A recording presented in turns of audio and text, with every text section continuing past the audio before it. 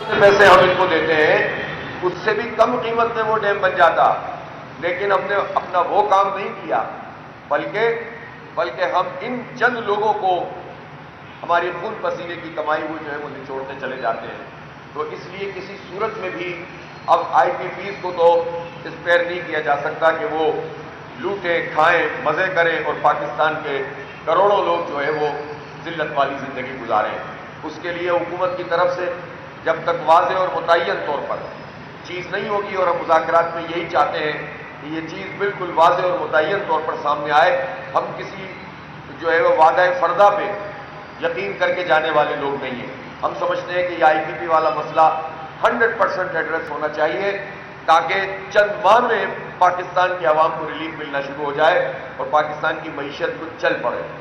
ہم یہ چاہتے ہیں کہ تنخواہ دار لوگ جنہوں نے پہلے بھی ٹیکس جمع کرایا ہے، 368 ارب روپے جمع کرایا ہے، یہ تنخواہ دار لوگ اب مزید ٹیکسوں کا بوجھ برداشت نہیں کر سکتے۔ ایک طرف تنخواہیں ہیں اور دوسری طرف مہنگائی ہے۔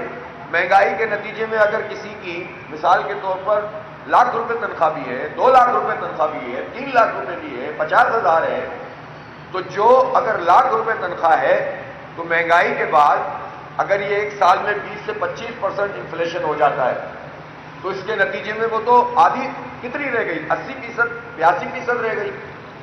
یعنی جو چیز 1 لاکھ روپے میں خریدی جا سکتی تھی وہ اب 1,20,000 روپے میں خریدی جائے گی، تنخواہ تو کم پڑ گئی ہے۔ پھر اس کے بعد آپ ٹیکس مزید بڑھا دیں جتنا پہلے اس نے دیا تھا، تو آپ سوچ سکتے ہیں کہ اس تنخواہ کی حیثیت رہ کیا گئی اب۔ تو یہ تو کسی صورت قبول نہیں کیا جائے گا کہ آپ جو پہلے سے ٹیکس دے رہا ہے وہ مہنگائی کا بوجھ بھی برداشت کرے، وہ انڈائریکٹ ٹیکسز بھی ادا کرے، بجلی کے اوپر ٹیکس ہو، گیس کے اوپر ٹیکس ہو، آٹا چینی دال پہ ٹیکس لگا دیا، اسٹیشنری پہ ٹیکس لگا دیا، ہر چیز کے اوپر ٹیکس ادا کرے اور پھر ڈائریکٹ ٹیکس بھی اس سے مزید وصول کیا جائے، تو یہ مڈل کلاس لوگ، یہ سفید پوش لوگ کہاں جائیں گے؟ یہ خود چاہتے ہیں کہ لوگ کیا کرپشن شروع کر دیں، لوٹ پاٹ شروع کر دیں، ڈاکو بن جائیں۔ سارے ڈاکو بھی نہیں بن سکتے، کہاں جائیں گے یہ سارے کے سارے لوگ؟ اس لیے قوم کو اس کام پہ نہ لگاؤ، نوجوانوں کے لیے راستے بناؤ، ورنہ یہ نوجوان یہ فرسٹریٹ ہو گئے تو پھر انارکی ہوگی، فساد ہوگا، کسی سے نہیں سنبھلے گا۔ جماعت اسلامی کا یہ دھرنا یہ پرامن دھرنا ہے اور ہم نے اب تک حالات کو پوری طریقے سے کنٹرول میں رکھا ہے، اور اس لیے کنٹرول میں رکھا ہے کہ پاکستان کسی بھی نئے فساد انتشار کا متحمل نہیں ہو سکتا۔ پہلے ہی حالات بہت خراب ہیں، پہلے ہی ہمارے ہاں انسرجنسیز موجود ہیں، پہلے ہی یہاں پر جو ہے وہ لوگوں میں غم و غصہ پایا جاتا ہے۔ حکومت، اداروں اور عوام کے درمیان یہ گیپ بڑھتا چلا جا رہا ہے، اور یہ گیپ جتنا بڑھتا ہے اتنا ہی فساد پھیلتا ہے۔ تو ہم مزید کسی ایسی چیز میں لوگوں کو مبتلا نہیں کرنا چاہتے، لیکن حکومت یہ سمجھے کہ یہ ہماری کمزوری ہے کہ ہم بیٹھے ہوئے ہیں بس اور وہ جو چاہیں کرتے رہیں، تو ایسا نہیں۔ یہ آج 14واں دن ہے اس دھرنے کا۔ ہمارے مطالبات بہت واضح ہیں، آئی پی پیز کو لگام دو، اس کا پورا اثر بجلی کے بلوں میں لاؤ، تنخواہ دار کے ٹیرف کو کم کرو، بڑے جاگیردار اور جو لینڈ ہولڈنگز ہیں ان کے اوپر ٹیکس لگاؤ۔ پاکستان میں اس طبقے کو کیوں استثناء حاصل ہے؟ ایک غریب تو اپنے موبائل کے کارڈ میں ٹیکس ادا کرے، لیکن بڑی بڑی جاگیروں والے اگر ٹیکس ادا نہ کریں تو پھر کیسے چلے گا ملک؟ تنخواہ دار 368 ارب روپے دے انکم ٹیکس کے، جاگیردار 5 ارب روپے جمع کرائے پورے پاکستان میں۔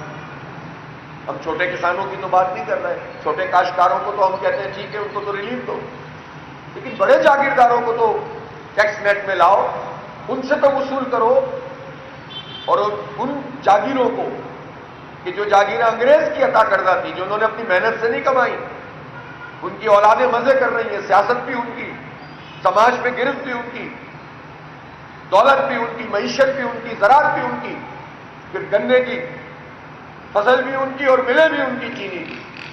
تو یہ ایسا طبقہ جس نے اپنی محنت سے نہیں کمایا، ان کی زمینیں تو کسانوں میں تقسیم ہونی چاہیے، لینڈ ریفارم ہونی چاہیے۔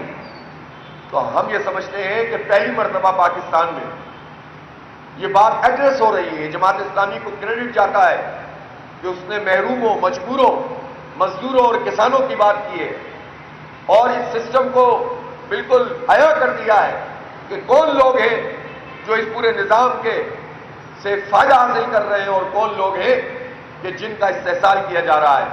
لہذا جاگیروں پہ بھی یہ ٹیکس لگنا چاہیے. اور اسی طرح ہم یہ سمجھتے ہیں کہ یہ جو انہوں نے ایکسپورٹ کو خراب کرنے کے لیے FBR کو کھلی چھوٹ دی ہے کہ آپ جائیں اس کا تجزیہ کریں اور پھر اس کے نتیجے میں جس کو چاہیں، اور ان کو عدالتی اختیارات دے دیے، تو اس کے نتیجے میں جو ایکسپورٹر ہے وہ ایکسپورٹر کہتا ہے کہ ہم ٹیکس دے سکتے ہیں. ٹیکس میں اگر آپ کچھ تھوڑا سا اضافہ کرتے ہیں وہ اس کو بھی قبول کر لیتے ہیں. لیکن وہ یہ چاہتے ہیں کہ جس طرح چل رہا تھا کہ آپ ڈائریکٹ ٹیکس ہم سے لے لیں اور یہ FBR کا دھندا اس میں شامل نہ ہو. تو یہ بہت جائز مطالبہ ہے. ایک نئے خرابی اور کرپشن کی طرف کیوں دھکیلنا چاہتے ہیں؟ لہذا سیدھا مطالبہ ہے ہمارا کہ ایکسپورٹر سے آپ ٹیکس لیں اور اسی طریقے سے لیں جس طرح چلا آ رہا ہے. ایک نیا فساد پیدا کرنے کی ضرورت نہیں ہے. FBR کا جہاں تک تعلق ہے، FBR کے 22 سے 25 ہزار ملازمین ہیں، اور آپ کو معلوم ہونا چاہیے کہ خود FBR میں کچھ انویسٹیگیشن کی گئی ایک زمانے میں، زیادہ پرانی بات نہیں ہے. 1299 ارب روپے کی وہ کرپشن سامنے آئی کہ جو پیسے ٹیکس میں وصول کیے جانے تھے اور رشوت لے کر چھوڑ دیا گیا. ٹیکس نیٹ کی بات ہی نہیں کر رہا میں، جو بڑا نہیں، لیکن جو ٹیکس دے رہے ہیں ان کو رشوت دے کر چھوڑ دیا گیا. وہ 1299 ارب روپے ہیں. آپ مارے پھرتے ہیں لوگوں سے، $1 ارب کی بھیک مانگتے ہیں، $2 ارب کی بھیک مانگتے ہیں. یہ تقریباً 4-5 ارب ڈالر بنتے ہیں جو صرف ایک FBR والا کرپشن کر رہا ہے. جبکہ ٹیکس جمع کیا کر رہا ہے؟ ڈائریکٹ ٹیکس سے آپ اتنا سارا ٹیکس جمع کر لیتے ہیں، امپورٹ پہ ٹیکس کاٹ لیتے ہیں. تو اتنے ملازمین کو ہم پالیں، ان میں سے بے شمار کی کرپشن کو بھگتیں، سسٹم کو مشکل کریں. تو یہ FBR ابھی نئے لنگڑیال صاحب چیئرمین بنے، اب یہ ان کا کام ہے نا کہ یہ 1200 ارب روپے تو میں بچا کر دیں، 1300 ارب روپے. تو پیسے موجود ہیں. یہ پاکستان ایسا نہیں ہے کہ بانجھ ہو گیا ہے. یہ پاکستان، اس میں پوری صلاحیت موجود ہے، چیزیں موجود ہیں گئے گزرے حالات میں بھی. لیکن اگر سب لوٹ مار کرتے رہیں گے اور سارا بوجھ عوام پہ ڈالتے رہیں گے، یعنی ایک محکمے کی کرپشن اگر ختم ہو تو پاکستان کے یہ بجلی کے بل کتنے کم ہو سکتے ہیں. لیکن یہ کام کرنے کے لیے حکومت تیار نہیں ہوگی. اور اس کا سبب یہ ہے کہ یہ بھی ایک پوری نیٹ ورکنگ ہوتی ہے. کوئی ادارہ اور ادارے کا کوئی آدمی اکیلا نہیں کھا رہا ہوتا. اکیلا کھانے والا تو جلدی پکڑا جاتا ہے، لیکن جب پورا کا پورا سسٹم بنا ہوا ہوتا ہے، نیچے سے اوپر تک کا، اوپر سے اور اوپر تک کا، اور اوپر سے اور اوپر تک کا، تب جا کر یہ مسئلہ جو ہے یہ ہوتا ہے کہ یہ پورا ایک جال بن جاتا ہے. اور یہ جال پورے پاکستان کو برباد کر رہا ہے. یہ تو ایک محکمہ ہے. آپ جس محکمے کو اٹھا کر دیکھیں اس میں یہ کرپشن نظر آتی ہے. تو آپ گورننس اچھی نہ کریں، کرپشن ختم نہ کریں، IPPs کا پیٹ پالتے رہیں، ان کو فراہم کرتے رہیں اور کہیں کہ ہم بجلی کے بل کم نہیں کر سکتے. امیر جماعت اسلامی حافظ نعیم الرحمان دھرنے کے شرکاء سے خطاب کر رہے ہیں.